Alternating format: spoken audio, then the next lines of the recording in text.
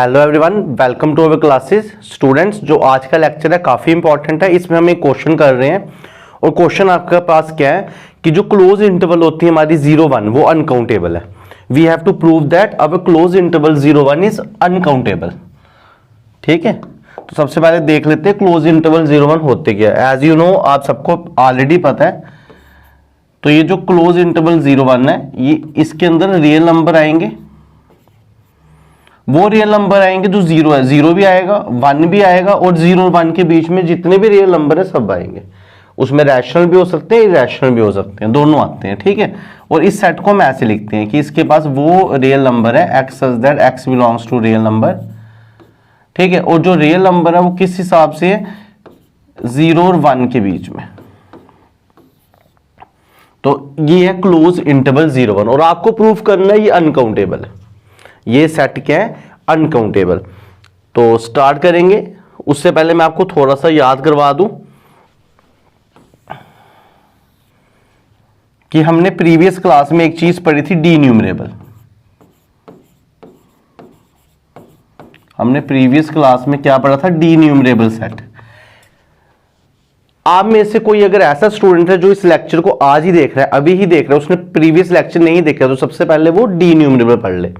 D numerable मैंने आपको बताया था, डी न्यूमरेबल वो सेट होता है, ठीक है, जो इक्विवेलेंट होता है नेचुरल नंबर के। अगर ए आपका नेचुरल नंबर की इक्विवेलेंट है तो वो डी न्यूमरेबल है। डी न्यूमरेबल के लिए दो कंडीशनें और होती हैं।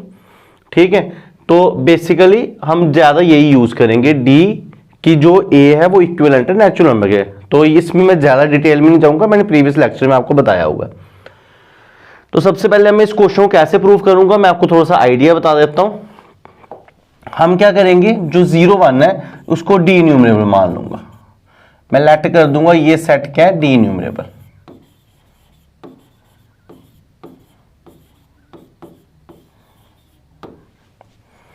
हम लेट कर लेंगे ये सेट क्या है, डी न्यूमरेबल।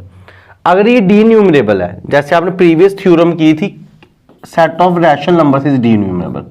हमने प्रीवियस थ्योरम क्या प्रूव की थी, set of rational numbers is D numerable. और हमने क्या किया था प्रीवियस थ्योरम में, क्यू को हमने लिख के बताया था इनफिनाइट सीक्वेंस की फॉर्म में लिख के बताया था। अगर आपने प्रीवियस क्वेश्चन किया होगा तो जो क्यू थे उसके एलिमेंट्स को हमने इनफिनाइट तरीके से लिख के बता दिया। क्यों? क्योंकि जो हर एक डी न्यूमरेबल सेट है उसको आप, उसके एलिमेंट्स को आप ऐसे लिख सकते हो, इनफिनाइट सीक्वेंस की फॉर्म में आप लिख सकते हो। ये एक रिजल्ट है। तो हम मान लेंगे इस क्वेश्चन में कि 0-1 डी न्यूमरेबल है।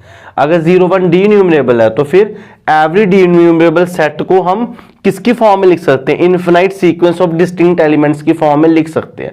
इसका मतलब 0-1 के अंदर जितने भी एलिमेंट्स हैं उसको हम इस टाइप से लिख सकते हैं। S1 S2 तो नहीं लिखे, मगर कोई और एलिमेंट होंगे इस टाइप में लिख सकते हैं। मैं मान के चलूंगा कि जो मेरे पास 0-1 है उसके इनफिनिट सीक्वेंस के जो एलिमेंट्स हैं वो x1 x2 so on x3 ऐसे एलिमेंट्स हैं। मैं आपको आइडिया बता रहा हूं, अभी थ्योरम करवाऊंगा। सबसे पहले मैं मान लूंगा 0-1 डी न्यूमरेबल है, मान लूंगा अगर पॉसिबल है तो 0-1 डी न्यूमरेबल है। लास्ट में कंट्राडिक्शन हो जानी है कि 0-1 डी न्यूमरेबल नहीं है, 0-1 डी न्यूमरेबल नहीं है। और अगर कोई सेट डी न्यूमरेबल नहीं हो वो काउंटेबल कभी नहीं होता। आप प्रीवियस लेक्चर में काउंटेबल और डी न्यूमरेबल की डेफिनेशन ध्यान से समझ के ये लेक्चर कंटिन्यू कर सकते हैं। कोई भी सेट अगर डी न्यूमरेबल नहीं है वो कभी भी काउंटेबल नहीं होता। मैं मान लूंगा कि ये सेट डी न्यूमरेबल है।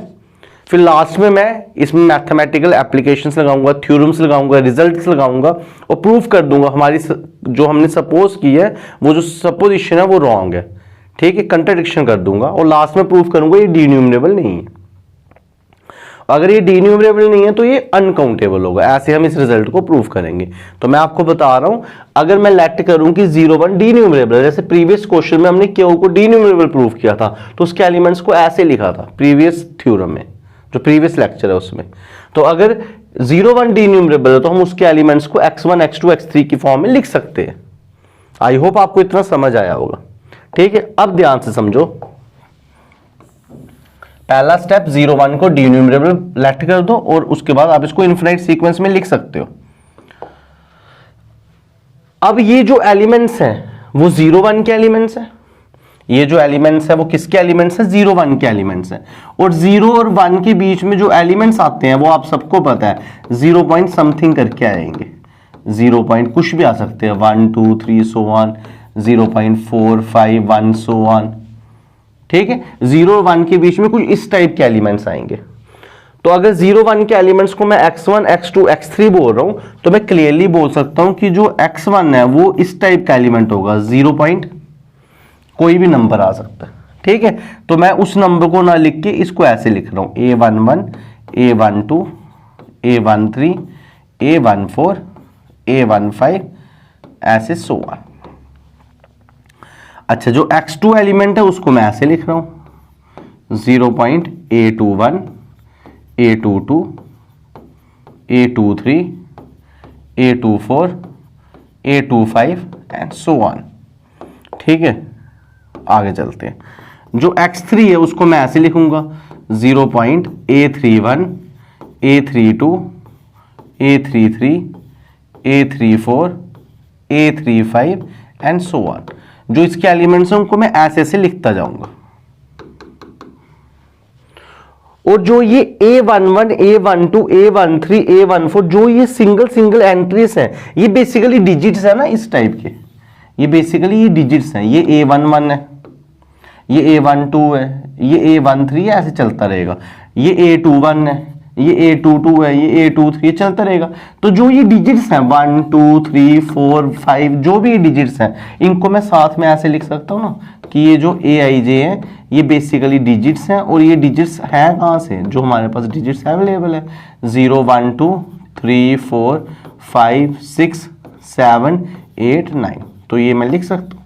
क्यों, देखो जैसे अगर आपके पास एक नंबर है 0.4 5 6 7 9 8 3 2 1 0 1 4 5 इसके अंदर सब आ गए ना। तो जो ये 0 पॉइंट के बाद नंबर है, मैं ये नंबर लिखने के बजाय, क्योंकि ऐसे तो बहुत सारे नंबर है, मैंने इनको ऐसे लिख दिया है। पहले मैंने बोला 0 1 डी न्यूमरेबल है तो उसके जितने एलिमेंट्स हैं उनको हम ऐसे एक्सप्रेस कर सकते हैं थ्योरम में। फिर हर एक एलिमेंट 0 और 1 के बीच में तो वो 0 पॉइंट समथिंग होगा। नंबर लिखने के बजाय मैंने उनको नाम दे दिए, a1 a12 a13 a14। और जो भी ये a1 है वो डिजिट्स हैं, इन 10 डिजिट्स में से नंबर। आई होप आप इतना समझ गए होंगे, ठीक है।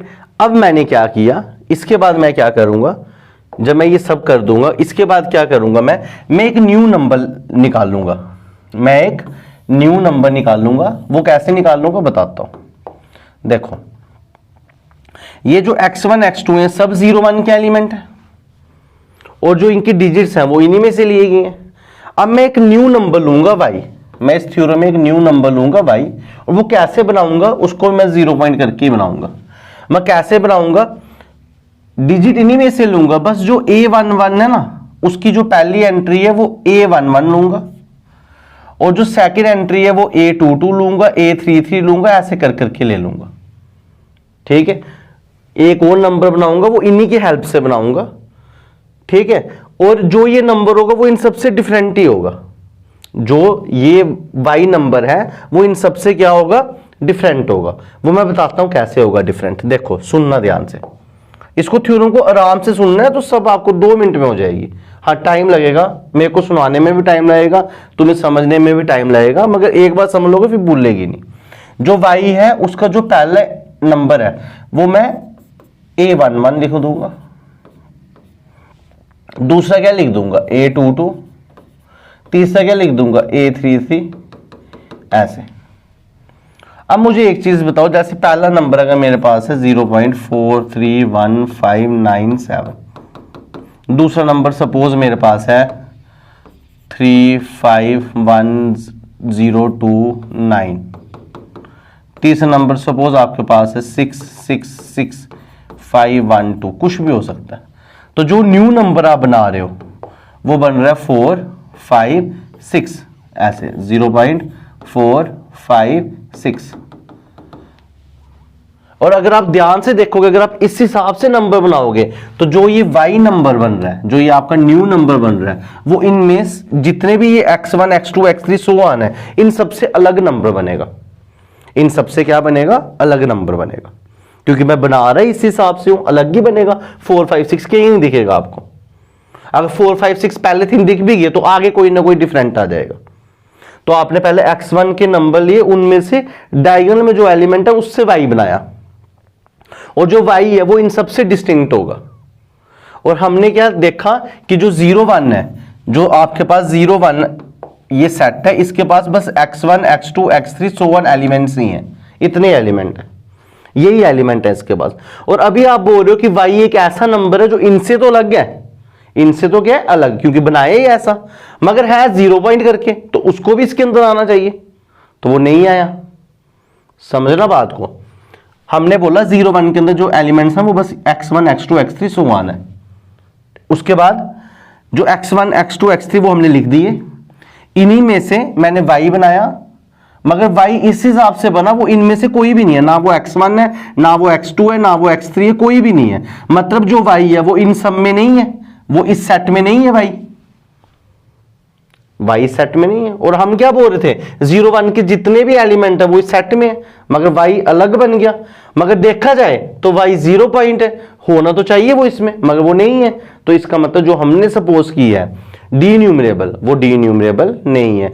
क्यों? क्योंकि अगर हम इसको इनफाइनाइट सीक्वेंस में लिख रहे हैं तो y इसके अंदर नहीं आ रहा है, y इसमें आना चाहिए था, क्योंकि वो 0 पॉइंट है और वो नहीं आ रहा है। इसका मतलब जो हमने सपोज किया वो गलत सपोज किया। तो जो ये सेट है वो डी न्यूमरेबल नहीं है, हैंस ये सेट काउंटेबल नहीं है, हैंस ये सेट अनकाउंटेबल है। ऐसे करके हम इस थ्योरम को प्रूफ करेंगे। आई होप कि आपको समझ आया होगा। कोशिश मैंने पूरी की है आपको समझाने की। अब चलते हैं, स्टार्ट करते हैं थ्योरम। जो मैंने बोला क्या हमने वैसा किया है। पहले मैं देख लूं आपको क्लियर कितना दिखता है। ठीक है, हाँ बिल्कुल सही। तो सबसे पहले क्वेश्चन आपके सामने है, प्रूव दैट ये सेट को अनकाउंटेबल करना है, तो मैंने इसको ए मान लिया।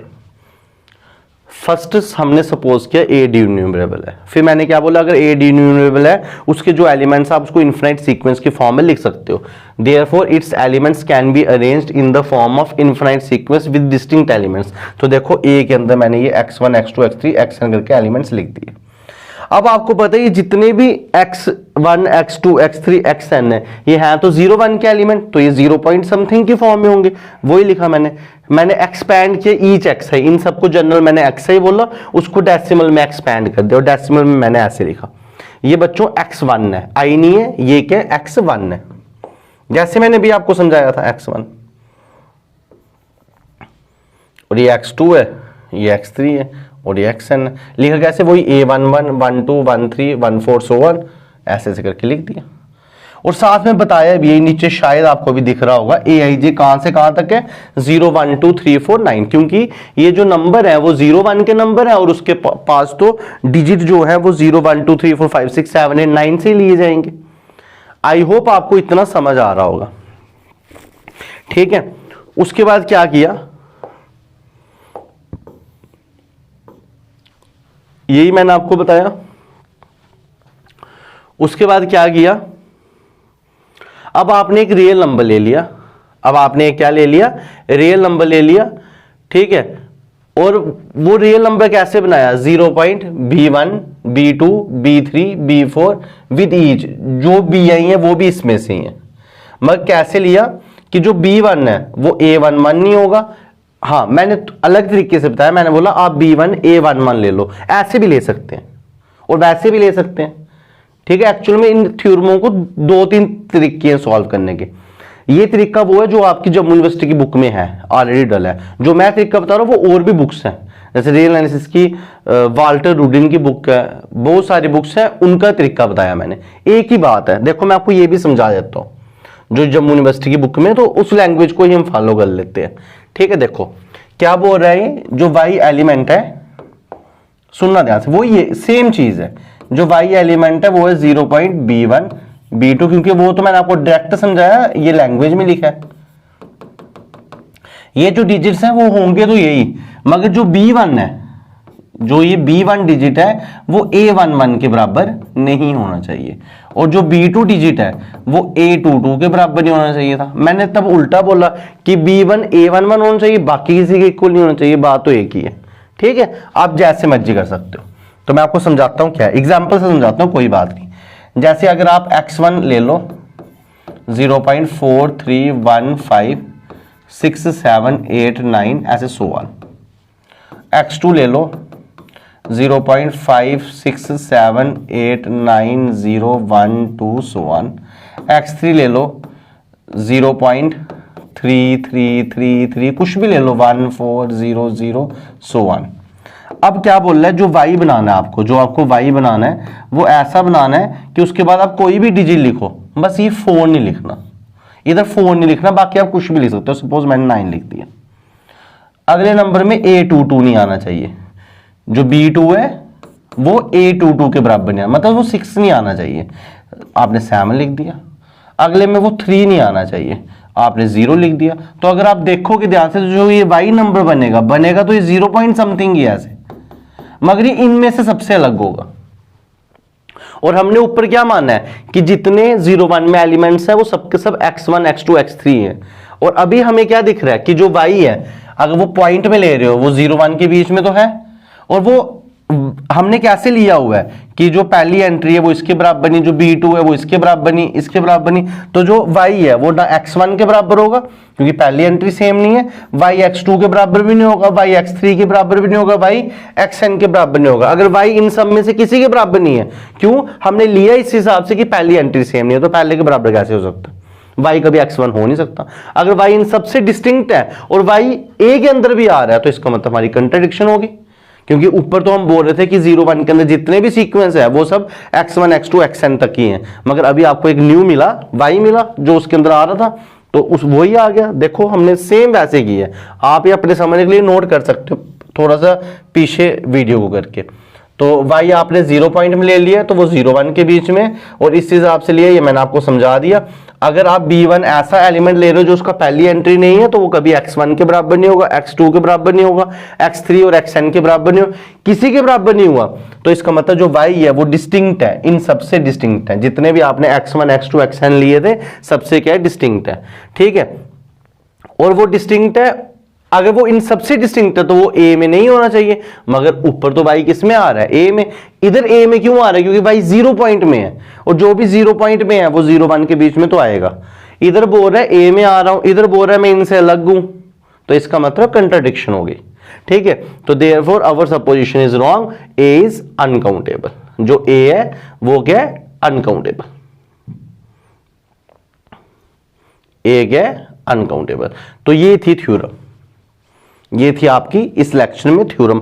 काफी इंपॉर्टेंट क्वेश्चन है, अगर आपको दोबारा सुनना है तो मैं 2 मिनट में आपको दोबारा रिमाइंड करा देता हूं। सबसे पहले मैंने क्या बोला, 0-1 डी न्यूमरेबल है।